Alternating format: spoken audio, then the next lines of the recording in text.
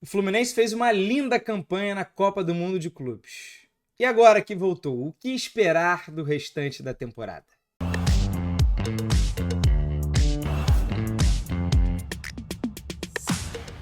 Fala rapaziada, como é que vocês estão? Mais um vídeo aqui no canal do Canedo. Hoje o papo é sobre o Fluminense, é sobre o meu time, mas eu acho que é muito justo fazer esse vídeo até para galera de fora que se surpreendeu, assim como eu, assim como vários outros torcedores, se surpreenderam com a campanha do Fluminense na Copa do Mundo de Clubes. Foi o melhor brasileiro, foi o melhor não europeu, chegando na semifinal. E agora eu acho que o Fluminense passa a encarar talvez de outra maneira o restante da temporada. Com um pezinho no chão, a gente aqui vai analisar racionalmente as chances, como está o elenco, né, o que observar e falar também um pouco dessa campanha maravilhosa que amaciou o ego de muita gente, né, de muito torcedor que pôde viver isso, e eu especialmente lá bem de pertinho, acompanhando, né, eu estive presente em 5 dos 6 jogos, só o jogo da Inter de Milão que eu estava aqui no Brasil. Depois voltei, assisti ao Hilal, assisti ao Chelsea. Foi assim, um negócio de fato muito especial. Um ponto para a Copa do Mundo e um ponto também para o Fluminense, que conseguiu representar muito bem a América do Sul e todos os demais continentes fora a Europa. Foi mais longe do que muita gente imaginava. Pois bem, de imediato assim, a gente pode falar que a Copa do Mundo mostrou que o Fluminense pode confiar em alguns nomes que ele não confiava plenamente antes. Dá para citar aqui desde o técnico Renato Gaúcho, que se alguém ainda tinha alguma resistência, poxa, a estratégia que o Renato montou para alguns jogos, especialmente aqui estamos falando vai de Borussia Dortmund, Inter de Milão, Al Hilal, foram jogos que o Fluminense se saiu muito bem coletivamente, não apenas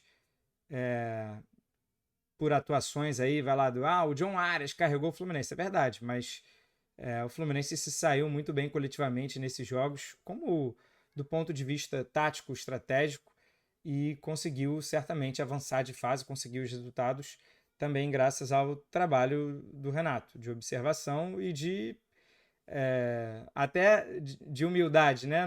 Na reta final ali do jogo contra a Inter de Milão, uma cena que ficou muito marcante, combinando, né? Quem ia fazer a lateral, aí o Everaldo se prontificou, o Aras estava muito cansado, então ficou sobrando lá na frente. Enfim, eu acho que todo mundo concorda que o Renato foi um grande estrategista também, não apenas o distribuidor de coletes, o cara do futebol. Eu acho que essa imagem, né, já está bastante superada. Então, o Fluminense, torcedor principalmente, pode confiar mais no Renato. Além disso, vários nomes eu acho que deram um passinho à frente. Nomes que estavam de repente não nas graças do torcedor, mas alguns desses nomes o torcedor já via importância, outros tinham um pé atrás.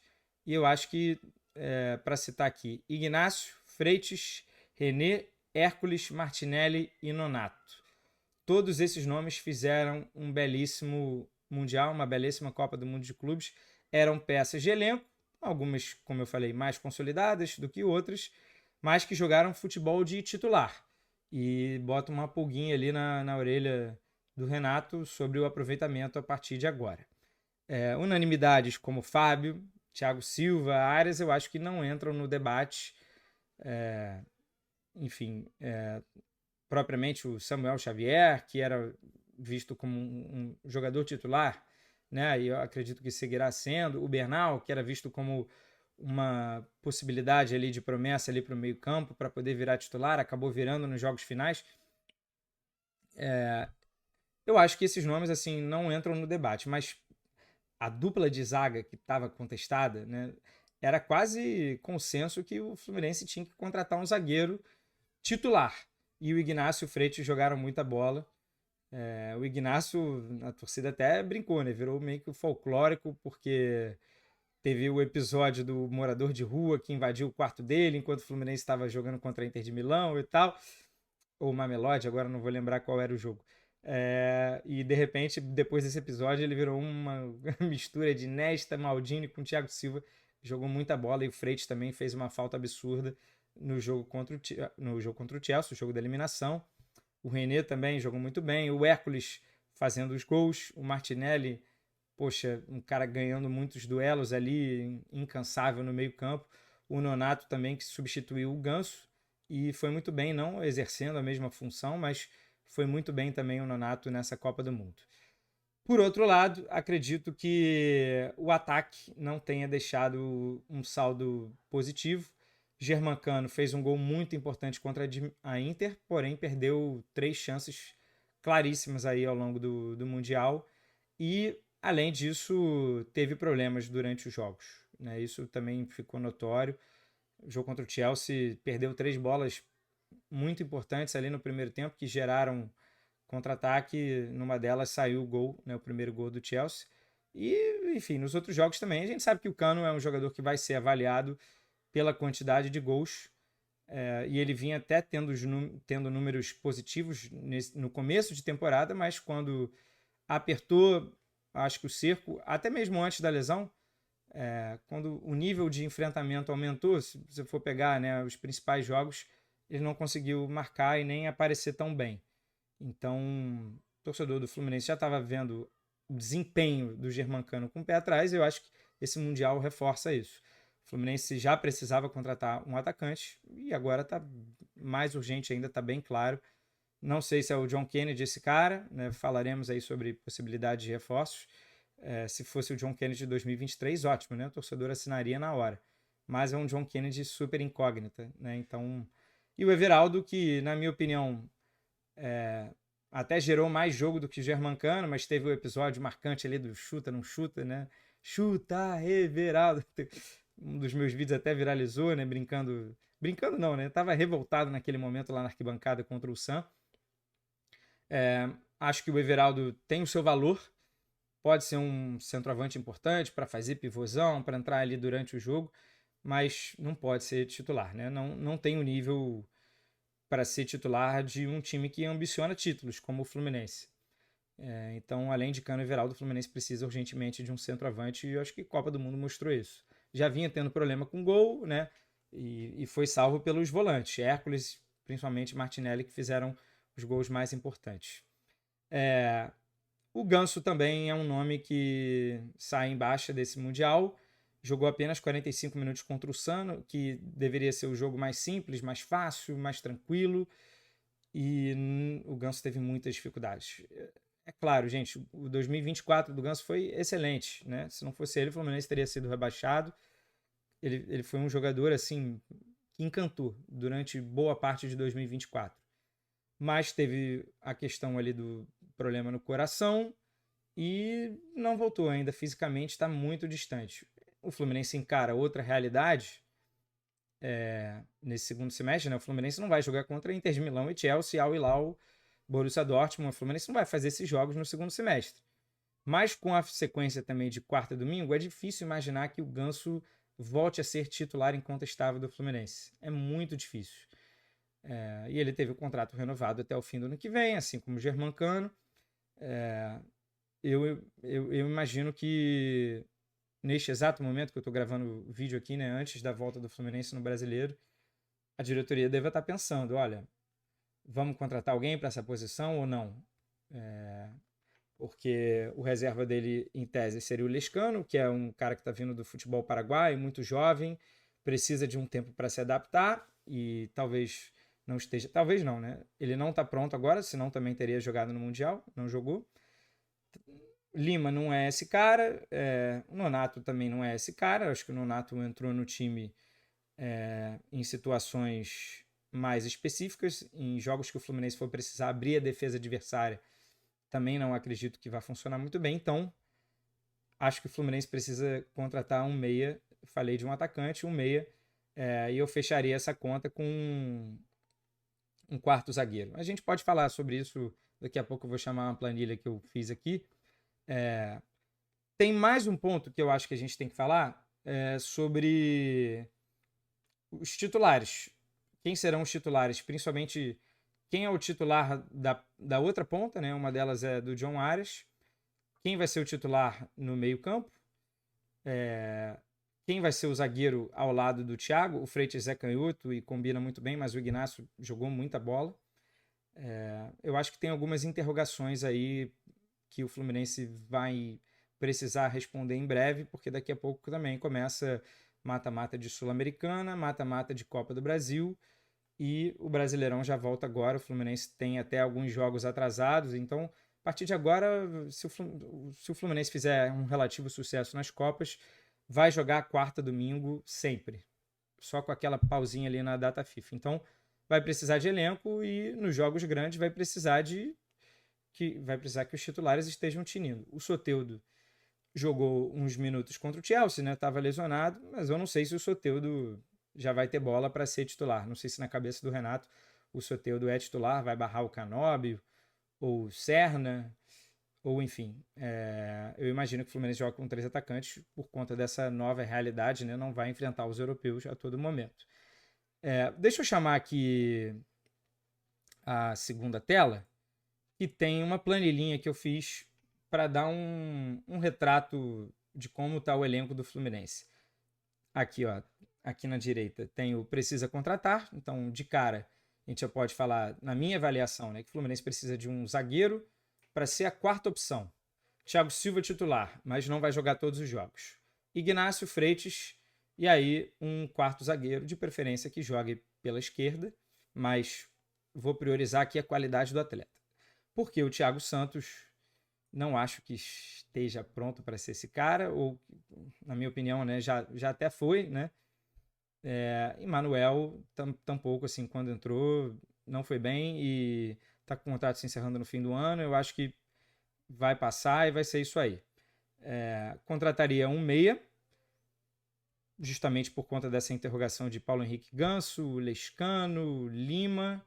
O Isaac é muito jovem. E contrataria um atacante. Aí, aqui é prioridade 0-1 e, assim, muito urgente, porque é uma posição que ganha o jogo com frequência. É um cara que vai resolver problemas, em tese, né? Chegaria para resolver problemas.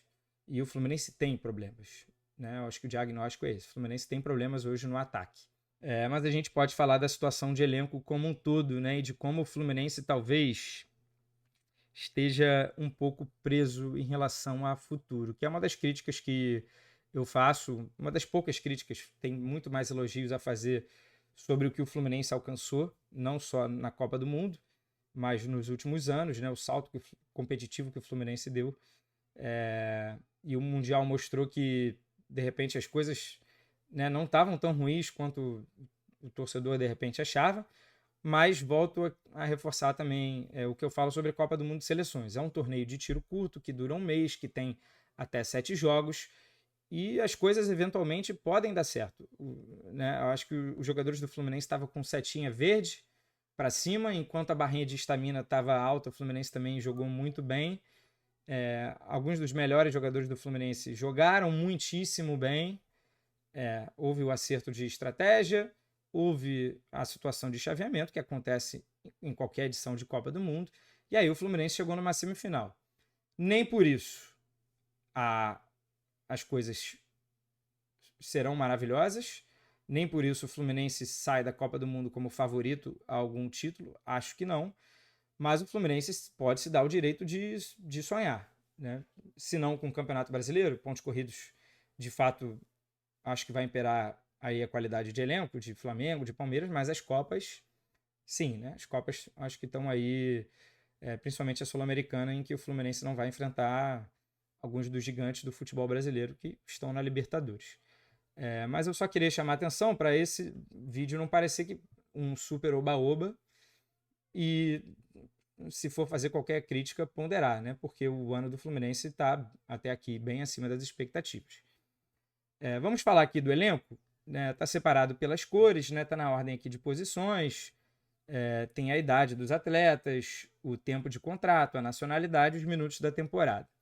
Então, no gol, o Fábio está com um contrato renovado até dezembro de 26, já tem 44 anos, mas está agarrando muito bem.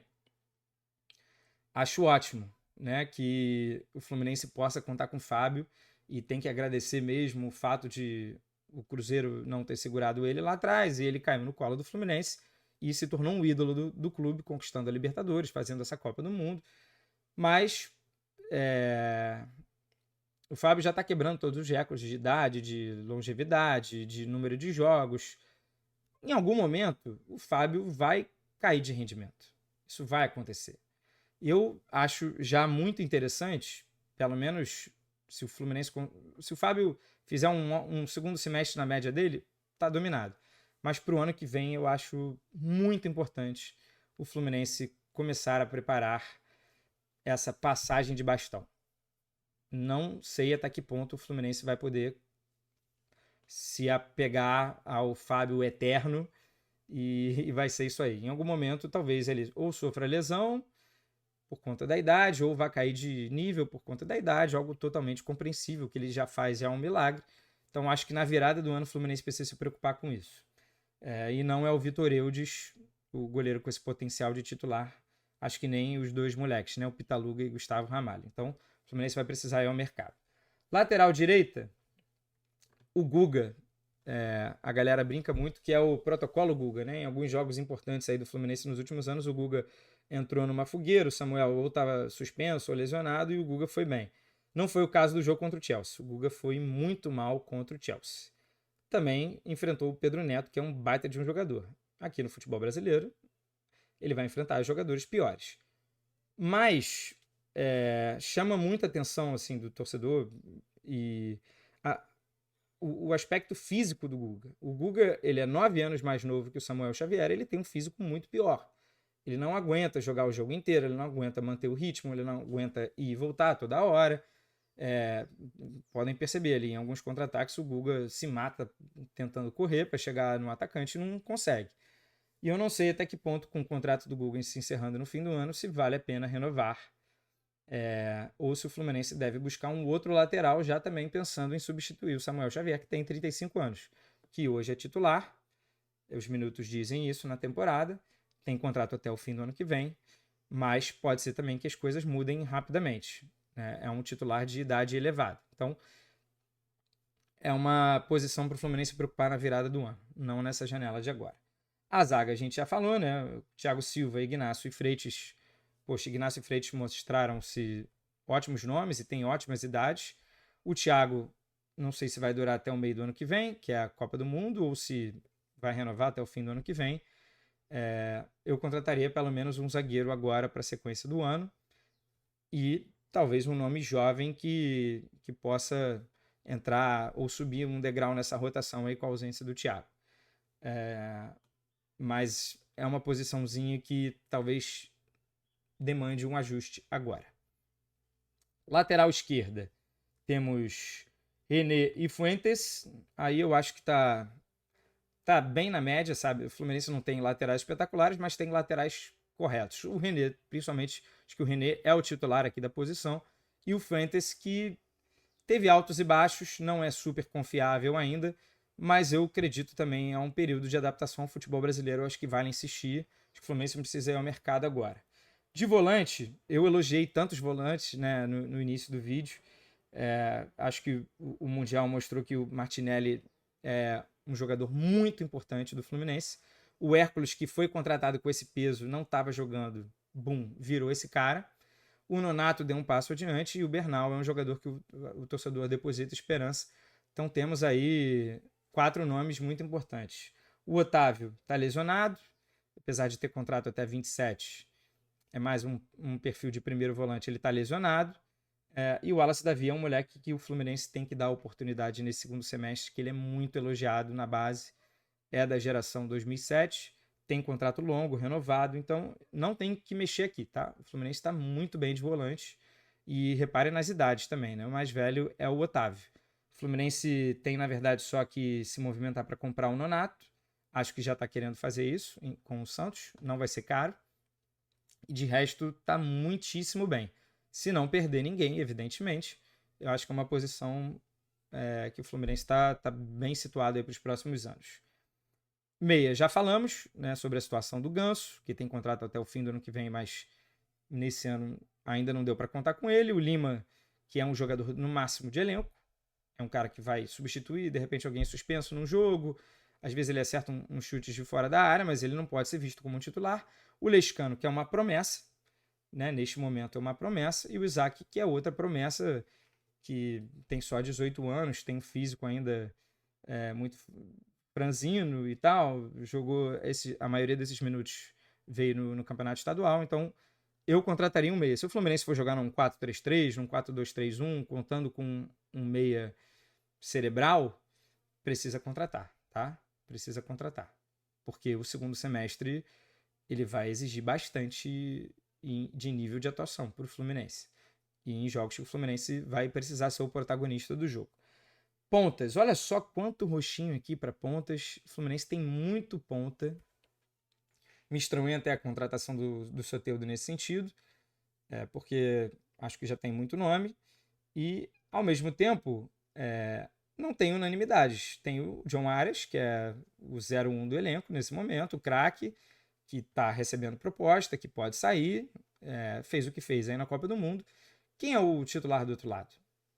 Canóbio jogou em alguns momentos, o Keno entrou, o Soteldo, o Serna, também saiu notícia sobre o Serna poder sair para o futebol colombiano.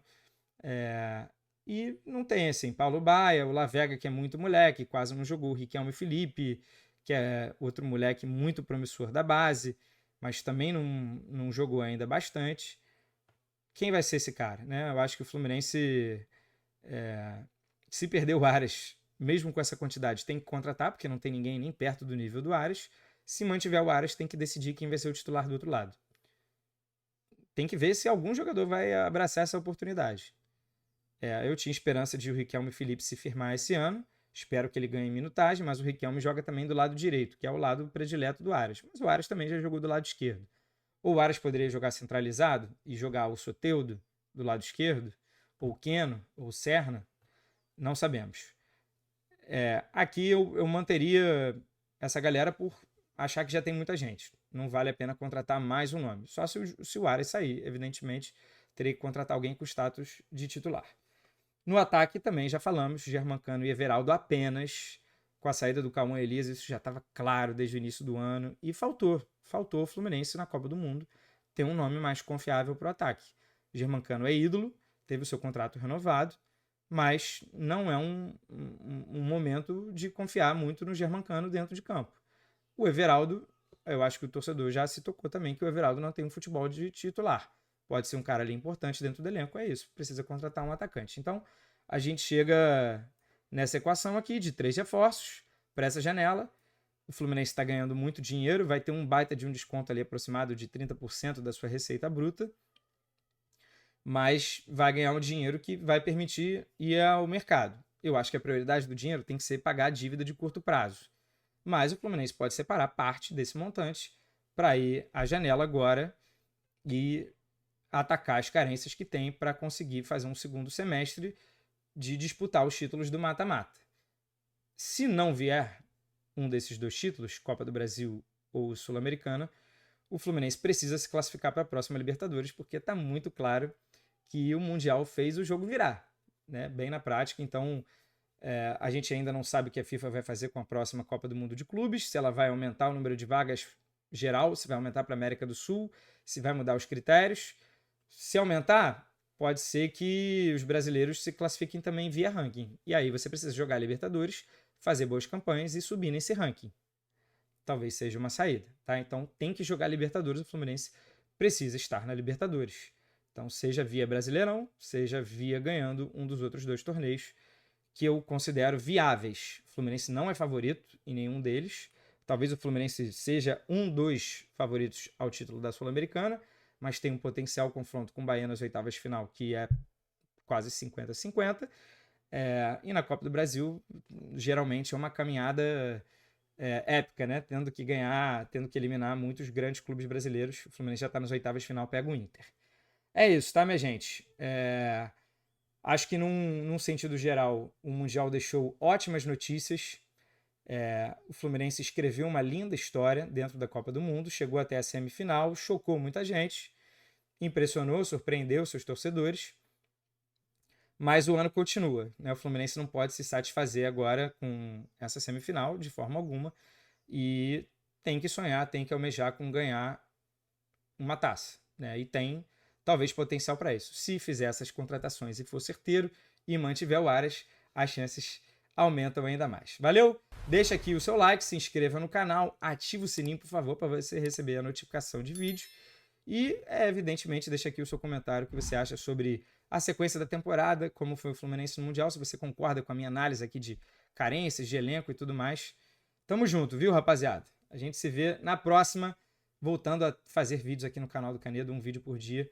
Valeu, aquele abraço, tchau, tchau.